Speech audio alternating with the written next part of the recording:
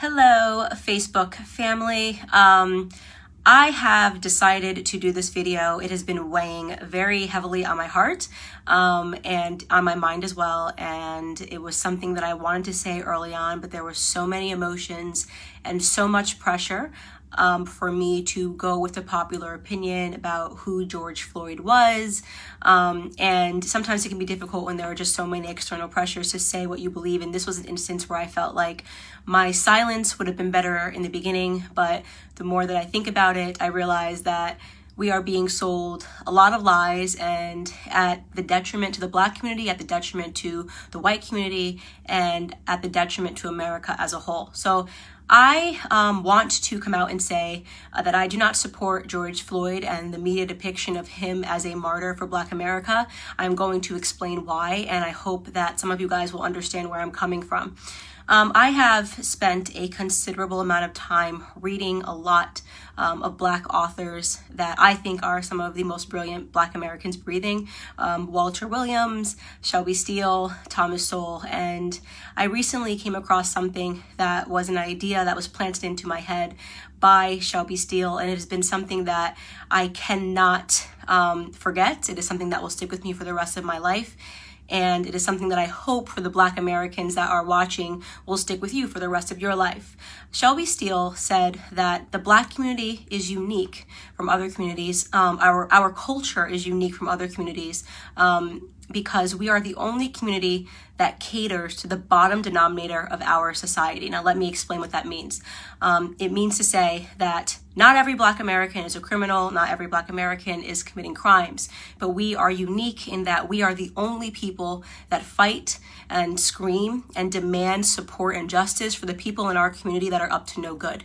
You would be hard pressed to find, a Jewish person who has spent 5 stints in prison, who commits a crime and dies while committing a crime, and that the Jewish people champion and demand justice for. You will be hard pressed to find this in white America. You'll be hard pressed to find this even in Latino America.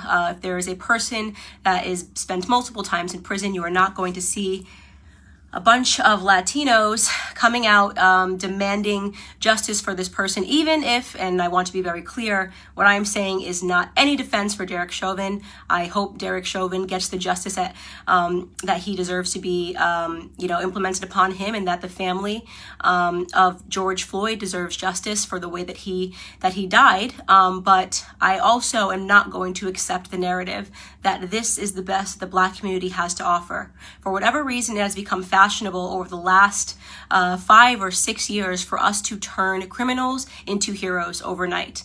And it is something that I find to be despicable, and it is something that I refuse to stand by any longer, and I am not going to play a part in it, no matter how much pressure comes from Black liberals and Black conservatives as some token of people wanting you to believe that this is the only way you can be Black, is you have to say this was wrong and that this person was amazing. I won't do that. George Floyd was not an amazing person. And as soon as this video hit the internet, I did just basic searches. Everyone jumped on it and was looking at the police officer, and everyone agrees that the police officer was wrong, and the police officer has been arrested. So that is not the reason I'm not discussing that, is because that is not something that has been misconstrued in the media. He has been turned into the devil that he is, and there is no reason for us to harp on that any longer, because white Americans are not uplifting Derek Chauvin as a victim or pretending that he's an amazing human being. But George Floyd is being uplifted as an amazing human being. For those of you who have not yet seen the clips and did not pursue or wait for more clips to come out, first and foremost, George Floyd at the time of his arrest was high on fentanyl, and he was high on methamphetamine. This came back in both of his autopsy reports. If you pursue the 911 transcript, you can see the person describing somebody who is out of their mind high, and which is what made the person fearful, because he tried to use a bill that I guess was a fake bill to purchase something, and then he was outside acting weird, and they, in their police call, said that this person was obviously distorted and on drugs. When he is put into handcuffs and is put against the wall, a baggie of what looks to be like cocaine or it's a white baggie that he drops onto the floor that you can see in an image. If you look up the clip, the media is refusing to circulate it. You can find it on Twitter if you you use DuckDuckGo and look up George Floyd baggie, you can watch the clip yourself with your own eyes. He had drugs on him at the time of his arrest. Now, barring all of that, nobody thinks that he should have died during this arrest, but what I find despicable to be is that everyone is pretending that this man lived a heroic lifestyle when he didn't, and I want to talk about what his lifestyle was leading up to this moment and why I refuse to accept the narrative that this person is a martyr or should be lifted up in the Black community and that we should be buying t-shirts with his name on it, okay? So here we have, first and foremost, let's start from the bottom of his record. And by the way, I am not saying that if you have a record, you don't deserve a second chance. I think people get arrested and some people can serve time in prison. And I believe in second chances, but I do draw the line when it comes to second, third, fourth, fifth, sixth, seventh, eighth, and ninth chances. 1998, he spent 10 months in prison for theft with a firearm. That was the first prison stint that I could find on him. In 2002, he spent 8 months in prison for a cocaine offense. In 2004, just 2 years later, he spent another 10 months in prison for a cocaine offense. In 2005, he spent another 10 months in prison for having less than 1 gram of cocaine on him again. In 2007, and this was the biggest instant that I had that made me realize this was a horrible human being that I am not going to pretend was a good person.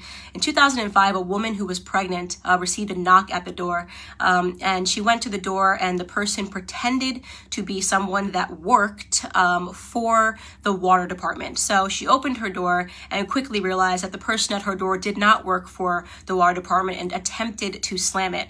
At the moment that she was attempting to slam it, a Ford pulled up and another 5 men jumped out of the car, and one of which was George Floyd, came up to the door and they forced their way inside to her home, inside of her home.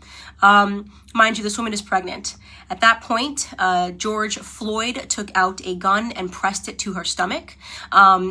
She was screaming, begging for her life, and he put her inside of her living room and instructed one of his criminal friends that was with him to watch her and to make sure she didn't leave the living room. So he was playing guard while they ransacked her home looking for drugs and money. They did not find drugs. They ended up taking, I believe, her wallet and her cell phone. Fortunately for her, her neighbor observed what was going on and caught the license plate of the people as they pulled off and called 911. And when 911 was able to, they were able to track down the car of which George Floyd was the driver, and they arrested him. And 2 years later, he was sentenced to 5 years in prison for that instance.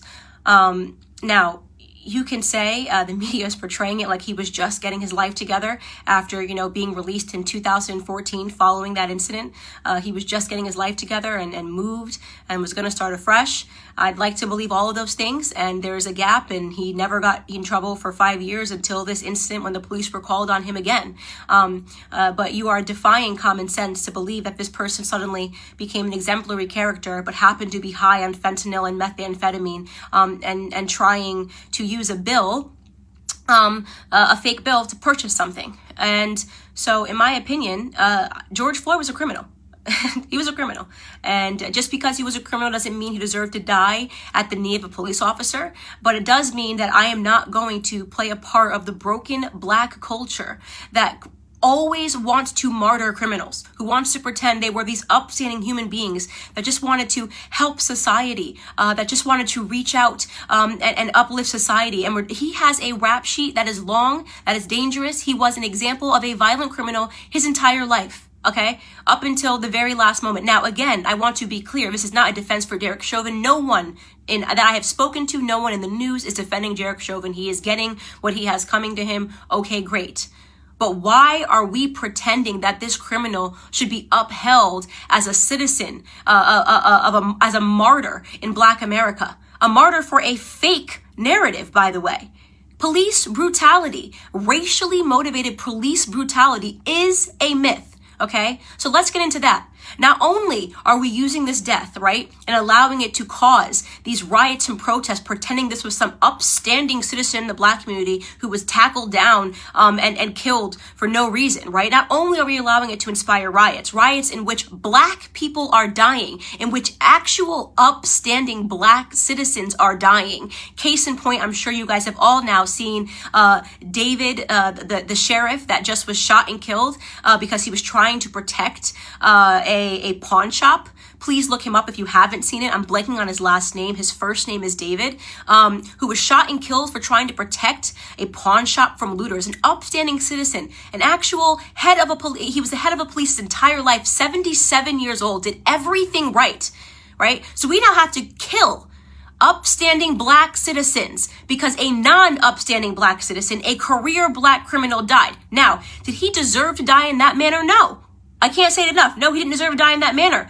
But I will be damned if the rest of us upstanding Black citizens have to suffer because of this incident that rarely ever happens in America. So here are some numbers for you people that are still believing that police brutality is a real, racially motivated police brutality is a real thing. First and foremost, okay, you have a 25% higher chance as a violent white criminal of dying at the hands of a police officer than you do as a Black criminal. Last year, a total of 9 unarmed black men were killed by police officers and 19 white men were killed by police officers. For those of you that aren't good at mathematics, right, you might be thinking, oh, but Candice, white people represent 60% of the population and Black people represent just 13% of the population.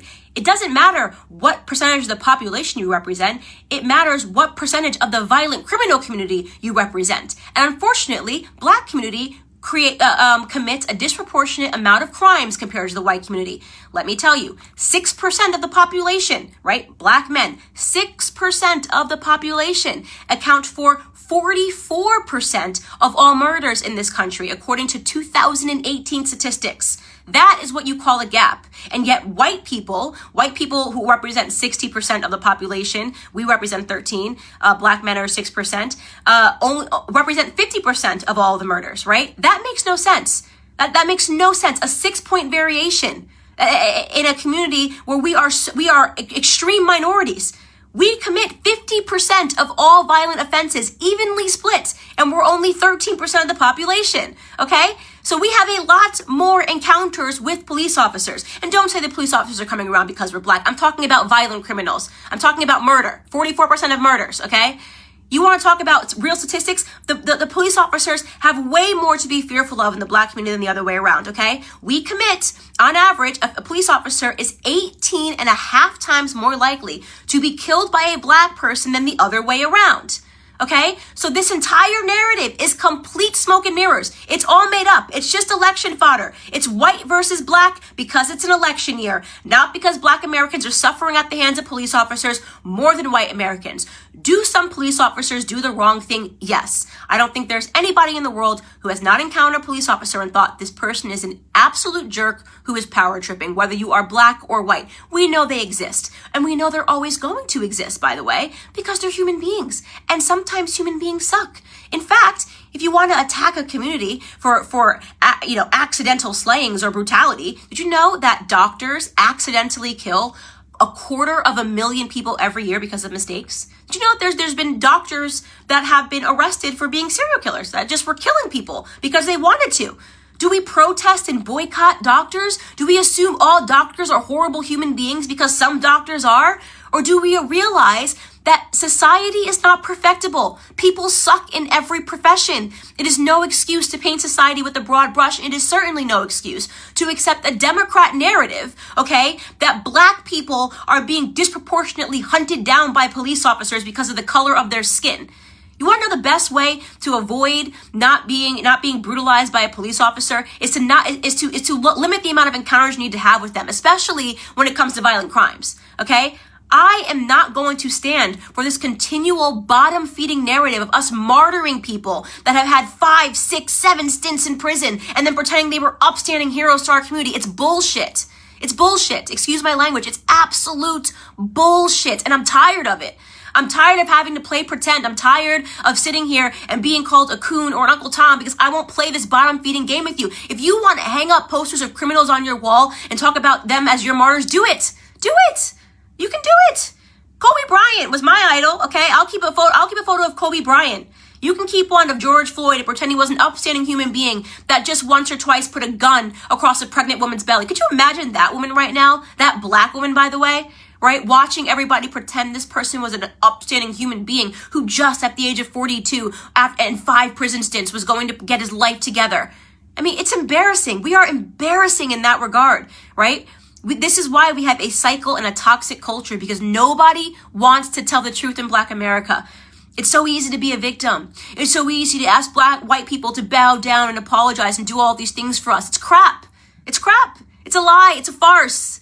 Our biggest problem is us, okay? It's why we don't talk about it when black on black crime happens. It's why we don't talk about it when 40 black people are killed in one weekend during Memorial Weekend in Chicago. We don't want to talk about any of that stuff. We don't want to talk about Baltimore. We don't want to talk about New Jersey. We don't want to talk about any of these places where black people are being slaughtered by other blacks, because that would mean that we had to be personally accountable, right? That would mean personal responsibility. We don't do personal responsibility in our community. We don't do it. We blame white people, right? We only point a camera to white people when they do something, even though we do it at a way higher rate to ourselves, right? We celebrate our drug dealers. We're the only community, right, that would ever create hashtags to free people from prison because they committed crimes, like free Meek Mill, free this rapper, free this rapper. How hard is it to not spend multiple times in prison? How difficult is that? Is that too hard for us?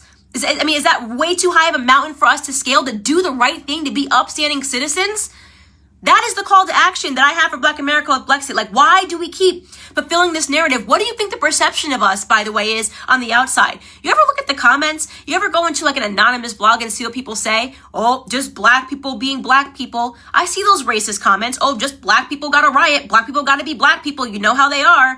Oh, just black people being ignorant. That is the perception when people get to be anonymous and talk about us. That's what they think about us, right? They think that we are the kind of people that will forever uphold criminals as the martyrs of our society, that we will never take account for the things that we do wrong, right? That we don't have it within us to educate ourselves to get ahead. And that for those of us that actually do it, well, we get called coons, right?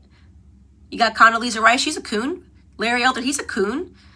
Dr. Ben Carson, brain surgeon, first ever to perform the surgery of splitting twins that are connected by the head. He's a coon, right? What a loser he is. What a stupid guy he is. Kanye West says he's not going to be told to do it because of the color of his skin. He's a coon. He's lost. He's in the sunken place. The sunken place. That's where we all are, right? Because we demand more and we will get more out of this society, because we're going to get ahead, right? That's what's going to happen. We're going to get ahead. Black conservatives get ahead because we don't subscribe to this narrative. Because you're not going to catch me outside trying to grab a TV pretending that it's because a martyr named George Floyd got killed. Okay? I'm a big believer that no matter what color you are, you do stupid things, you win stupid prizes. Okay? We have to do better. We have to teach our kids better, or we're not going to get ahead, right? Anyways, this is just a rant because I have been feeling super annoyed at these depictions in society.